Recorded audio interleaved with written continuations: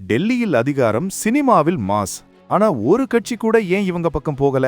விஜய் கொடுத்த ஆட்சியில் பங்கு ஆஃபர் என்ன ஆச்சு? என்டிஏ ஏன் தமிழ்நாட்டுல திணறுது? அடுத்த 50 செகண்ட்ல மொத்த அரசியலும் புரியும். இப்போ தமிழ்நாட்டுல 2026 தேர்தல் காய்ச்சல் ஆரம்பிச்சாச்சு. ஒரு பக்கம் டெல்லியை ஆளும் என்டிஏ, இன்னொரு பக்கம் புதுசா வந்திருக்கிற விஜயின் தமிழக வெற்றி கழகம்.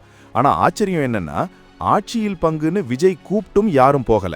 மத்தியில் அதிகாரம்னு பாஜக சொல்லியும் பெரிய கட்சிகள் தயங்குது.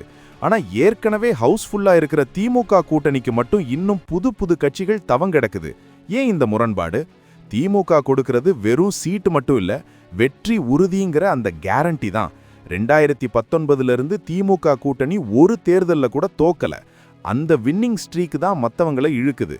நம்ம ஊர் அரசியல்ல கொள்கையை விட ஜெயிக்கிற குதிரை வேலை பந்தயம் கட்டுறது தான் இப்போதைய ட்ரெண்டு.